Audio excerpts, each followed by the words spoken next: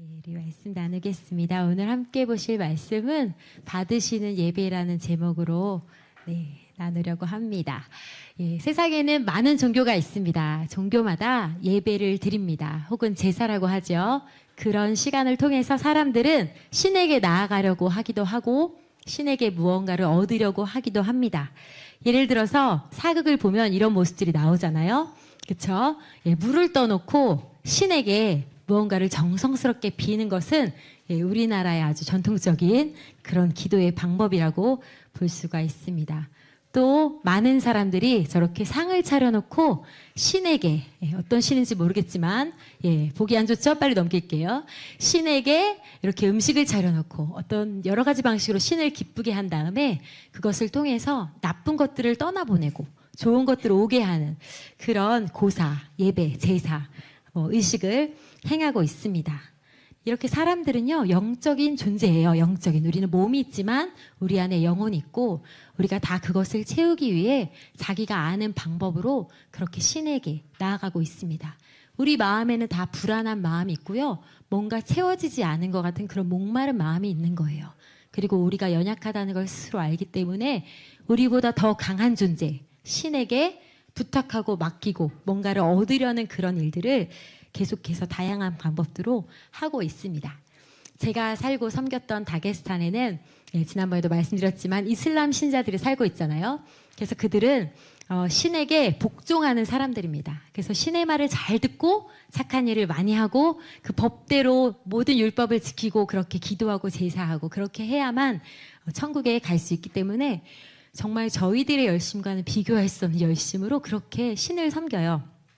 특별히 1년에 한 번 그들 가운데 양을 잡는 제삿날이 있습니다. 고르반 바이람이라고 하는데요. 우리들은 성경에 아브라함이 하나님으로부터 명령을 받아서 모리아 산으로 아들을 데리고 가서 그 아들을 하나님께 드리려고 할 때 천사가 나타나서 하나님 막으시고 하나님이 예비하신 제물을 드려서 예배를 드렸다. 그 사건 알고 있잖아요. 그 아들이 이삭이죠. 그런데 우리 이슬람을 믿는 사람들은 그 아들이 이삭이 아니라 이스마엘이라고 믿고 있어요. 그래서 그 이스마엘을 하나님께 드리려고 했던 그날을 기념해가지고 1년에 한 번씩 양을 죽이는 그런 제사를 드립니다. 이건 속죄 제사는 아니에요. 그런데 신이 이 제사를 명령하셨기 때문에 순종하고 복종하는 거죠. 그래서 그거를 함으로써 이제 선행을 이루는 거죠. 신 앞에 옳은 일들을 행하는 거죠. 동물에게 죄를 전가하고 동물의 피로 우리 죄를 용서받았던 구약시대의 그 제사와 굉장히 닮아 있어요. 그런데 이 핵심의 죄사함에 대해서는 언급하지 않고 어쨌든 동물을 잡고 동물을 통해서 동물을 죽임으로써 신에게 복종하려고 하는 그들의 예배가 드려지고 있습니다. 얼마나 열심히 많은 사람들이 이 제사에 순종하고 참여하는지 모릅니다.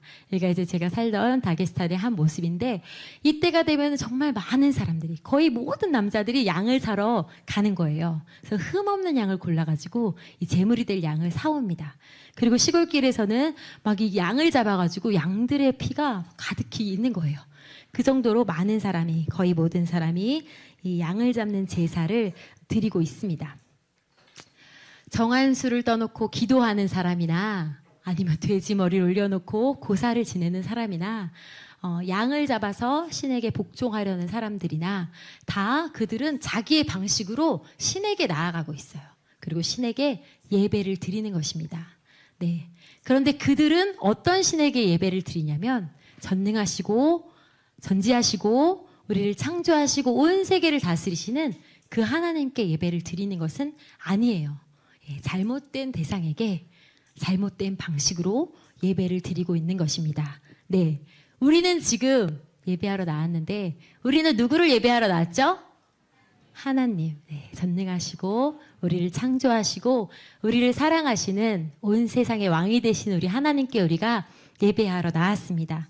우리는 그렇게 옳은 대상에게 예배할 수 있는 하나님의 은혜를 얻은 거예요. 감사하죠? 우리 창세기 4장 3절부터 5절 말씀을 보겠습니다. 세월이 지난 후에 가인은 땅의 소산으로 제물을 삼아 여호와께 드렸고 아벨은 자기도 양의 첫 새끼와 그 기름으로 드렸더니 여호와께서 아벨과 그의 제물은 받으셨으나 가인과 그의 재물은 받지 아니하신지라 가인이 몹시 분하여 안색이 변하니.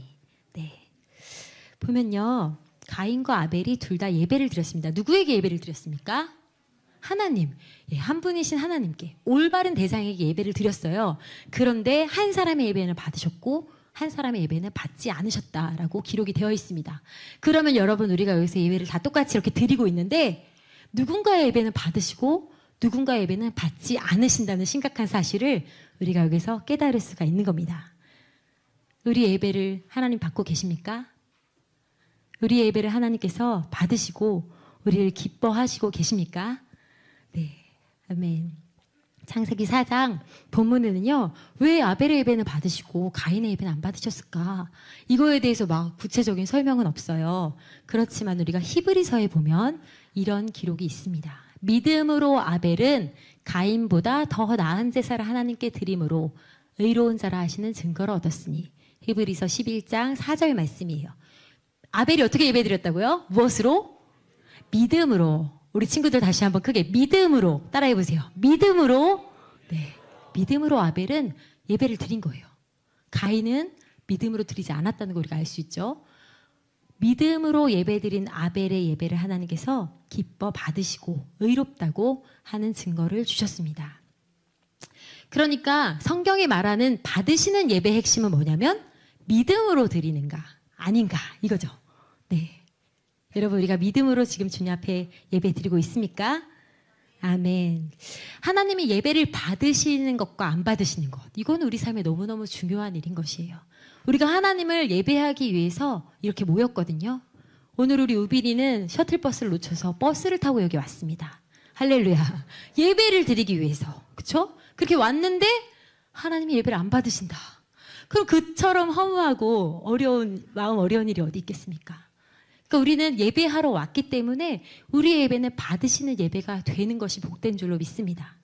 그래서 우리가 믿음으로 예배드리고 하나님께서 받으시는 예배를 드리기를 원합니다. 우리 하나님께 드리는 예배는요, 뭐를 받으려고 드리는 예배가 아니에요. 신을 막 이렇게 기분 좋게 하고 꼬셔가지고 내 소원을 이루어주도록 해야지 하는 그런 예배가 아닙니다.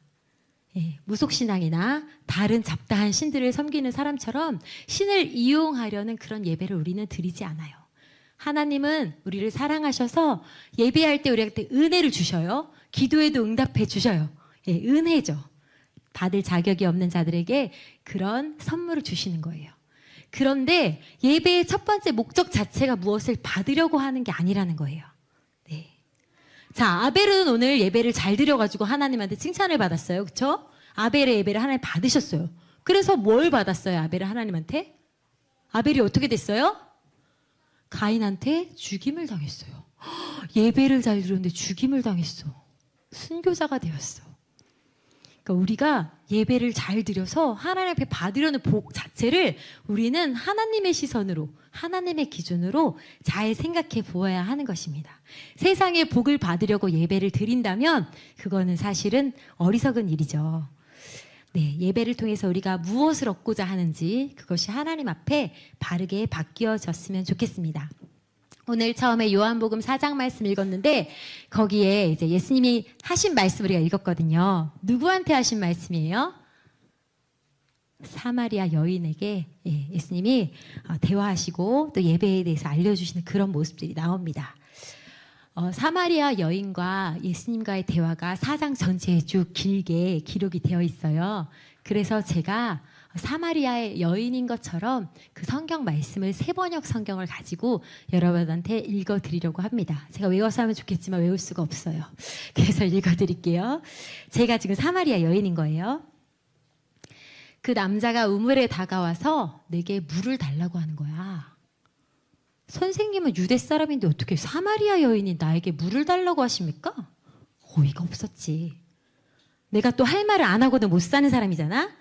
그래서 그렇게 말했더니 네가 하나님의 선물을 알고 또 너에게 물을 달라는 사람이 누구인지를 알았더라면 도리어 내가 그에게 청하였을 것이고 그는 너에게 생수를 주었을 것이다. 이렇게 알 수 없는 말을 하더라고. 어이가 없어. 그래서 또 받아쳐줬지. 선생님, 선생님에게는 두레박도 없고 이 우물은 깊은데 선생님은 어디에서 생수를 구하신다는 말입니까? 선생님이 우리 조상 야곱보다 더 위대하신 분이라는 말이에요.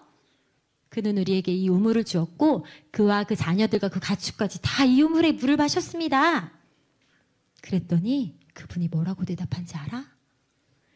이 물을 마시는 사람은 다시 목마를 것이다.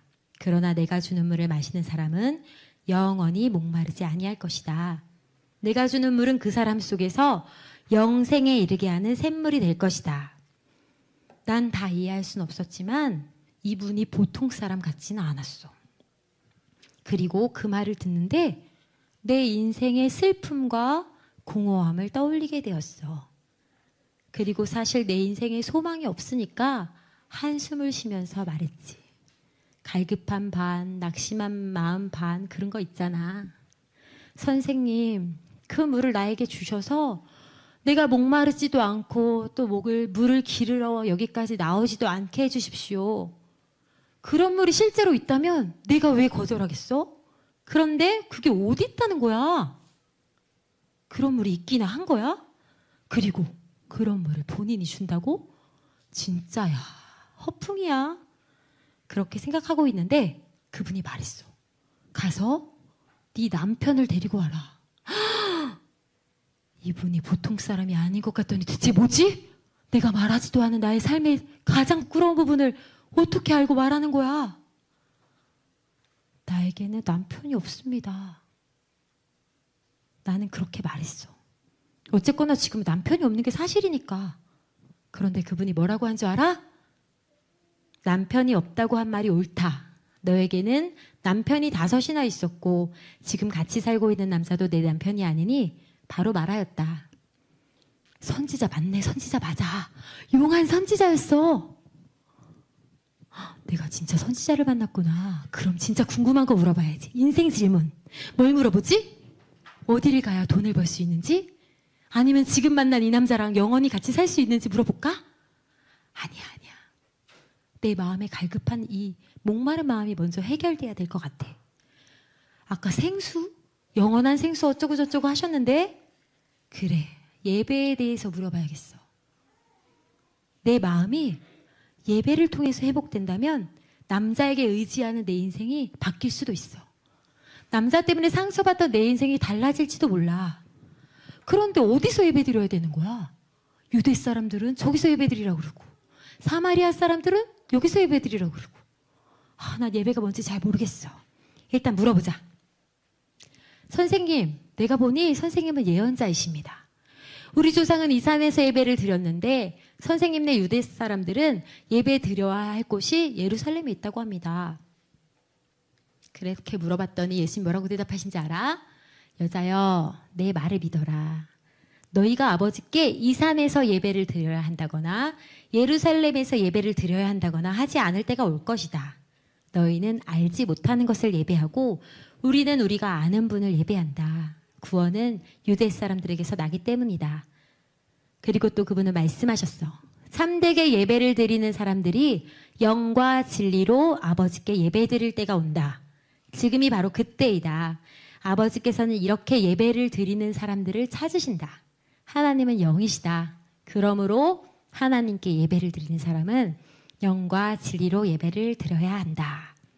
영과 진리로 예배 드리는 게 참된 예배라고? 영과 진리로 예배 드리는 게 뭐지? 하나님께서 그렇게 예배 드리는 사람을 찾으신다고? 자, 여기까지가 우리가 아까 읽었던 처음 본문의 앞에 일어났던 사마리아 여인과 예수님의 대화예요. 이 여자는 부끄러운 인생을 살았습니다. 그리고 누군지도 모르는 사람과 대화를 시작하게 됩니다.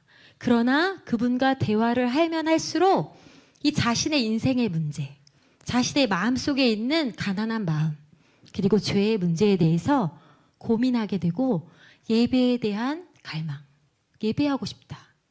어디서 예배하지? 어떻게 예배하지? 그렇게 그 예배하고 싶은 소원을 크게 가지게 됩니다. 그래서 예수님한테 어떻게 예배해야 되는지를 묻게 된 거예요. 여러분, 우리가 예수님 만나면 우리 안에 있는 죄의 문제, 삶의 문제, 가난한 마음을 들여다볼 수 있게 됩니다.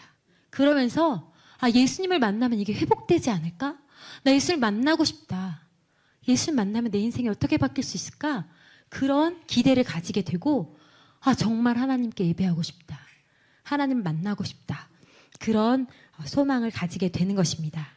그래서 오늘 우리 마음에도 우리 예수님 찾아오셔서 우리 마음에 갈급한 심령을 새롭게 해주시고 하나님께 예배하고자 하는 그 갈망을, 그 간절한 마음을 새롭게 부어주시기를 소망합니다. 아멘. 네. 그럼 예배란 뭐예요? 예배가 뭐 하는 겁니까?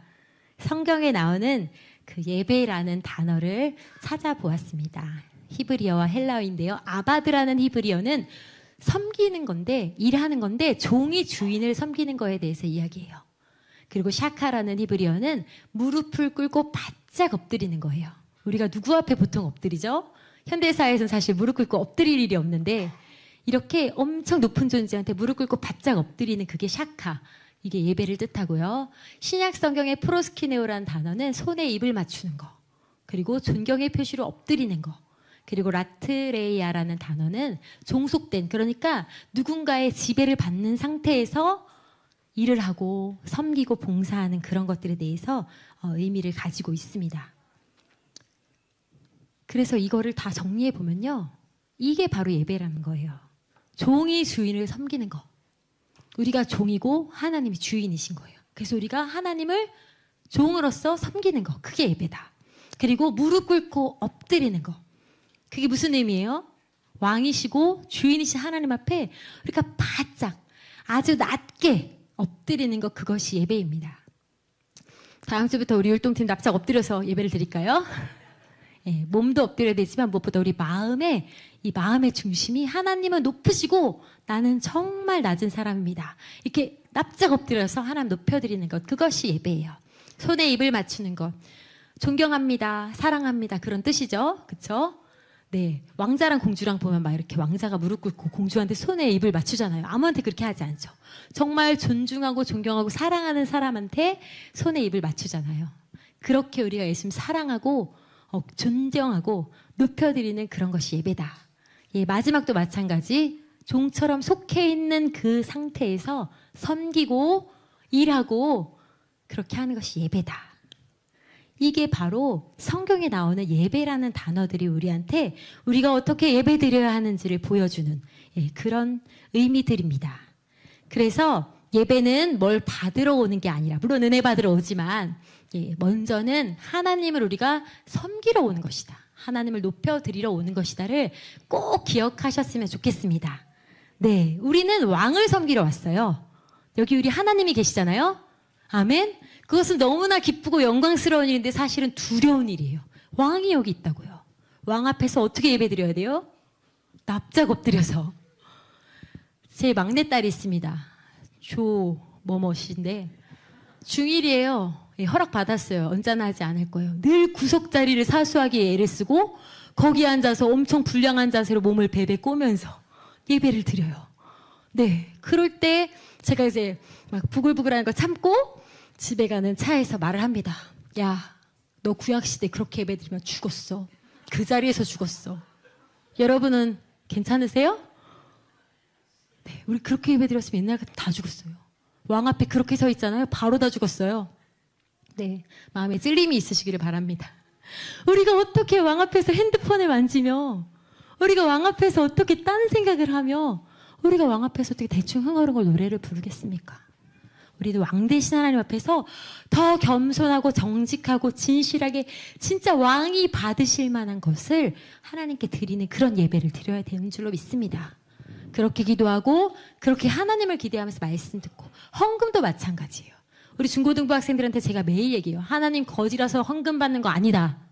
이 돈 다 하나님 건데 하나님 제가 일부를 믿음으로 드립니다. 그렇게 하나님께 예배 드리는 거라고. 그래서 헌금해야 된다고. 예, 중고등부 학생들 그쵸? 아직 안 해요. 근데 이제 할 거예요. 네, 그렇게 헌금도 왕께 드리는 예물인 것입니다. 그렇게 우리가 예배 드려야 되는 것이에요. 자, 우리 본문으로 돌아가겠습니다. 요한복음 4장 23절, 23절 처음에 읽었잖아요. 네. 아버지께 참되게 예배하는 자들을 영과 진리로 예배할 때가 오나니 곧 이때라. 아버지께서는 자기에게 이렇게 예배하는 자들을 찾으시느니라. 하나님은 영이시니 예배하는 자가 영과 진리로 예배할지니라. 아멘. 저 혼자 읽었네요. 말씀이 사라졌나 봐요. 네. 하나님은 영이시니 예배는 육으로, 몸으로 드리는 게 아니라는 거예요. 어떤 형식을 가지고 예배 드리는 게 아니라는 거예요. 어디서 예배 드리는지, 어떻게 예배 드리는지, 어떤 순서로 예배 드리는지, 무슨 악기로 예배 드리는지, 어린이 찬양으로 찬양하든지, 옛날 복음성가로 찬양하든지, 그거는 하나도 중요한 것이 아니라는 거예요. 우리가 성령 안에서, 진리 안에서 예배하는 것, 그것이 예수님이 우리한테 직접 가르쳐 주신 예배의 핵심입니다.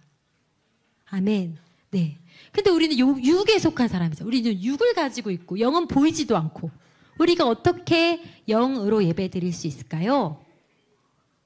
그래서 우리는 하나님의 영, 성령님을 구하는 거예요. 하나님의 영, 성령님께서 오셔서 우리의 마음을 열어주시고 우리의 영혼이 하나님을 보고 하나님 앞에서 진심으로 예배할 수 있게 도와주실 때에만 우리가 정말 하나님 받으시는 영의 예배를 드릴 수 있습니다. 그래서 우리가 계속해서 성령을 구하고, 그쵸? 그렇게 주님 안에서 온전히 예배하기를 바라면서 나아가고 있죠. 네. 자, 그래서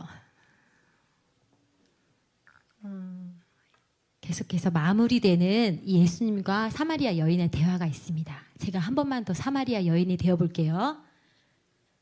아니, 그분이 선지자인 건 알겠는데 참 기분 나쁘게도 말씀하신다. 유대인은 아는 걸 예배하고 구원이 유대인에게서 나고 우리 사마리아인은 알지 못하는 걸 예배한다니 뭔 말이야. 나는 어떻게 예배하는지 잘 모르는 사마리아 사람이야. 어떻게 해야 돼? 어쩌면 좋겠냐고. 어디에서 어떻게 예배해야 돼? 나는 그리스도라고 하는 메시아가 올 것을 압니다. 그가 오시면 우리에게 모든 것을 알려줄 것입니다. 난 조금 화도 나고 민망했지만 그래도 들은 대로 아는 지식대로 이렇게 대답을 했어. 그래, 메시아가 오시면 다 알게 될 거야. 나를 구원해 주신다는 그 성경의 예언대로 메시아가 오시면 나를 건져주시고 나를 하나님께로 인도해 주시고 어떻게 내가 예배해야 될지를 알려주실 거야. 사실은 그게 내 인생의 소망이지. 내가 메시아를 만난다면 얼마나 좋을까. 그런데 그때 그분이 뭐라고 말씀하신지 알아?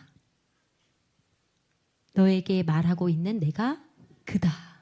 완전 대박. 완전 야르. 그쵸? 내가 만난 그분이 메시아라고? 사실 그냥 이렇게 들으면 그분이 무슨 헛소리를 하는 사람처럼 들릴 수도 있겠지만 나는 그분을 직접 만났잖아. 그분이 메시아이신 것을 나는 분명히 알 수가 있었어. 그분은 내게 진리를 가르쳐 준 거야. 나는 목마르지 않은 영원한 생수를 마시게 된 거야. 그 여자는 물동이를 버려두고 동네에 들어가서 사람들에게 말하였다. 그렇게 여자는 동네에 가서 예수님에 대한 이야기를 하게 됩니다. 그래서 사람들이 예수님을 듣게 되고 예수님께 나오게 돼서 구원을 얻게 됩니다.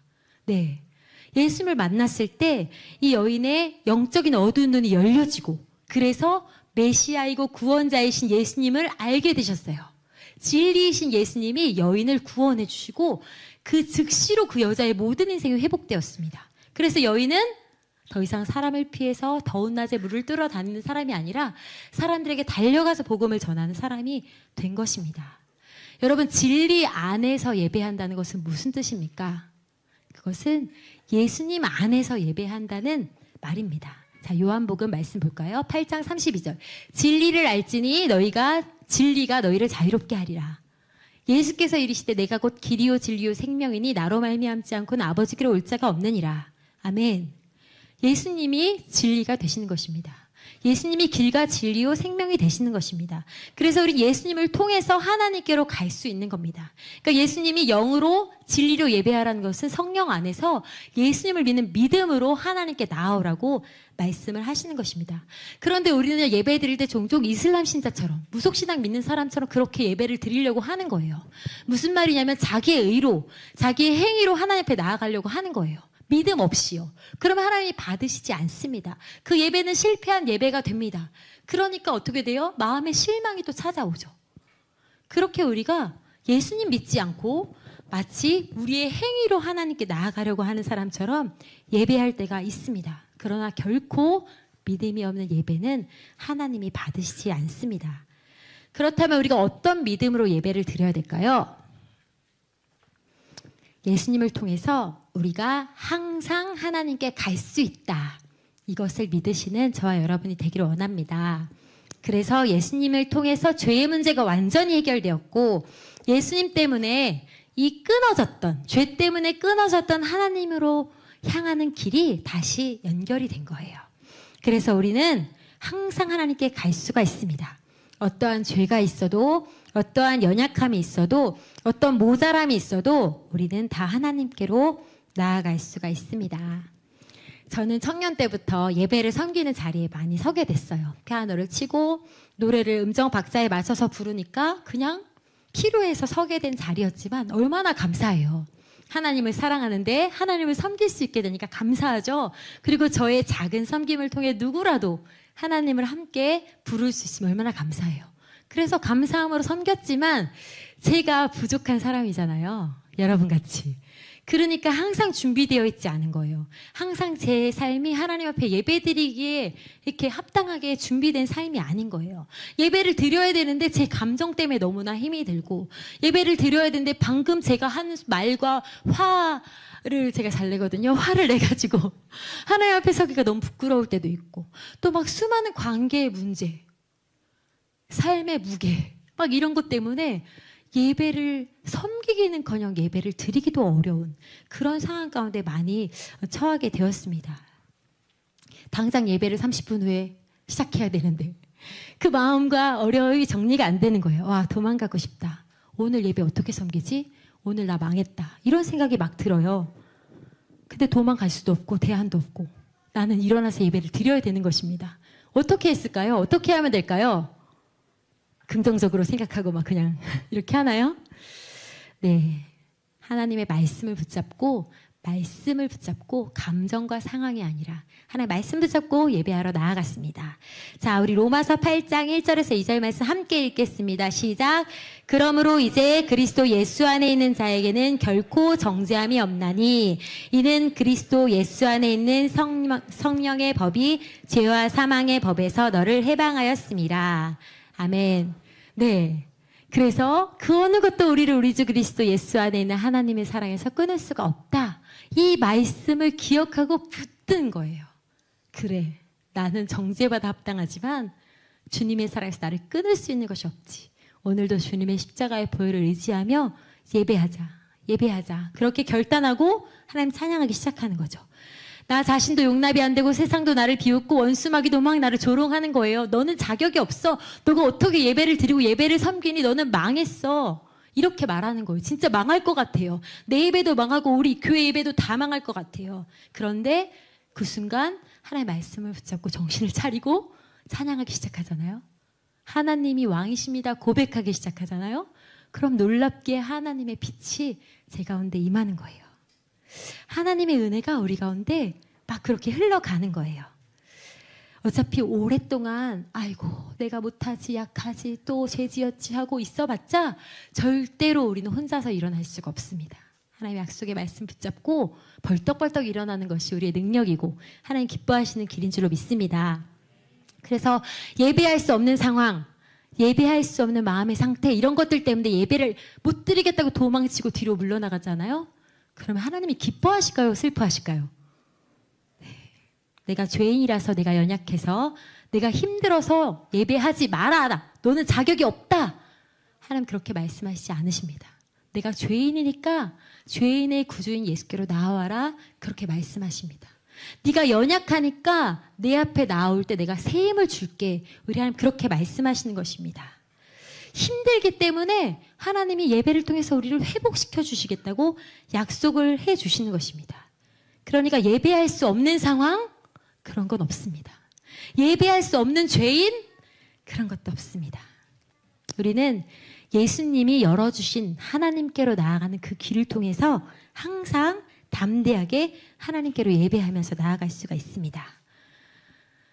히브리서 10장 말씀인데요. 그러므로 형제들아 우리가 예수의 피를 힘입어 성소에 들어갈 담력을 얻었나니 그 길은 우리를 위하여 휘장 가운데로 열어놓으신 새로운 살 길이요 휘장은 곧 그의 육체이니라. 우리가 예수의 피를 힘입어 성소에 들어갈 담력을 얻은 하나님의 사람들입니다. 아멘. 38절입니다. 나의 의인은 믿음으로 말미암아 살리라. 우리 함께 읽을까요? 시작. 또한 뒤로 물러가면 내 마음이 그를 기뻐하지 아니하니라 하셨느니라. 우리는 뒤로 물러가 멸망할 자가 아니요 오직 영혼을 구원함에 이르는 믿음을 가진 자니라. 아멘. 그래서 우리는 항상 담대하게 그렇게 하는 것이 하나님이 기뻐하시는 것인 줄로 믿고 예수의 피를 힘입어 앞으로 나아가서 주님 앞에 예배를 드리는 것입니다. 아멘. 예배할 때 자유함이 있습니다. 예배할 때 회복이 있습니다. 예수님 안에서 예배할 때 우리의 삶이 새로워집니다. 모두가 그것을 누리고 경험하시길 축복합니다. 예수님 안에서 예배할 때요, 예수님을 증거하는 삶이 회복되게 됩니다. 이 땅은 하나님을 하나님이라고 인정하지 않아요. 그런데 우리가 하나님을 하나님이라고 인정하는 그 찬양의 고백을, 예배의 고백을 드릴 때 이 땅에 하나님의 빛이 임하는 것입니다. 세상은 헛된 것을 추구하고 그 헛된 것에 인생을 드리며 나아가요. 근데 우리는 하나님을 위해서 우리 인생을 드립니다. 고백을 합니다. 그 고백을 통해서 하나님께서는 이 땅에 하나님의 일들을 이루어 가시는 것입니다. 오랜 예배의 실패로 오늘도 습관적으로 나와서 앉아있다가 돌아가시는 분들이 계시다면 성령께서 오셔서 우리 예배를 새롭게 해주시기를 간절히 축복합니다. 죄와 연약함으로 하나님이 멀리 있고 하나님이 두렵고 하나님 앞에 나아가기 어려운 마음을 가지신 분이 계시다면 예수님께서 이루신 용서의 은혜, 그 사랑을 통해서 하나님께 담대히 나아갈 수 있기를 축복합니다. 하나님께서요, 우리를 기뻐하십니다. 사실 제 찬양할 때 항상 놀래요. 우리가 중얼중얼 노래하는 거잖아요. 저는 만약에 제 딸이 중얼중얼 노래해도 별로 기쁘지 않을 것 같은데, 시끄럽다고 할 것 같은데, 우리 하나님은 우리의 그 노래를 기뻐하신대요. 왜일까요? 왜 우리가 노래하는 걸, 하나님께 하나님을 고백하는 걸 하나님 그렇게 기뻐하실까? 하나님이 우리를 사랑하시기 때문인 줄로 믿습니다. 그래서 하나님은 그 고백을 그렇게 기뻐하시고 막 귀하게 여겨주시고 그것을 통해서 영광을 받으신다고 하시고, 하나님이 그렇게 우리를 받으시기를 기뻐하시고 우리와 함께 하시는 것을 원하시는 그런 우리의 사랑의 아버지이십니다. 뿐만 아니라 그 아버지는 위대하신 영광의 왕, 온 세상의 왕, 열방의 구원자가 되시는 줄로 믿습니다. 그래서 우리가 온 삶을 다해 마음을 다해서 우리 하나님을 찬양하는 그런 삶을 살기 원합니다. 그런 예배의 회복, 그런 예배의 부흥, 저와 우리 한 사람 한 사람 우리 귀한 성도님들과 우리 모든 세대, 또 우리 온 세대의 예배로 모일 때마다, 또 각 부서별로 모일 때마다, 우리 소그룹으로 모일 때마다 온 교회 가운데 예배의 부흥과 회복이 넘쳐나기를 간절히 기도합니다. 아멘. 우리 시간 그렇게 함께 기도했으면 좋겠습니다. 하나님 아버지, 주님 왕이십니다. 주님 예배받기에 합당하신 위대하신 왕이십니다. 그 하나님께서 나를 먼저 사랑하심으로 하나님께로 갈 수 없는 죄인을 하나님께로 인도하여 주셔서 감사합니다. 하나님, 변하지 않는 구원, 영원한 약속 붙들고 담대히 주님 앞에 나아가는 우리 모든 세대 모든 성도 되게 하여 주시옵소서. 하나님, 나의 예배를 회복시켜 주시옵소서. 예수님의 의가 아닌 나의 의로 예배하도록 속이는 모든 거짓과 유혹이 떠나가게 하여 주시고, 예수님의 십자가 보혈의 공로만 의지하며 담대히 하나님 앞에 나아가게 하여 주시옵소서. 우리 예배가 왕께 드리는 예배로 드려지기 원합니다. 나를 구원하시고 빛의 자녀 삼아주신 하나님 아버지의 은혜를 온 마음 다해 온 삶을 다해 높여드리게 하여 주시옵소서. 왕 되신 하나님 앞에 겸손히 엎드려 주님이 받으시는 믿음의 예배를 드리는 우리가 되게 하여 주시옵소서. 성령님, 나의 예배를 영적 예배로 받아주시고 날마다 진리 되신 예수님 안에서 주의 말씀 붙잡고 주를 예배하게 하여 주시옵소서. 그렇게 우리를 구원하시고 우리의 왕이 되신 주님께 우리 예배를 올려드리며 회복과 은혜와 부흥을 주시도록 우리 교회 예배가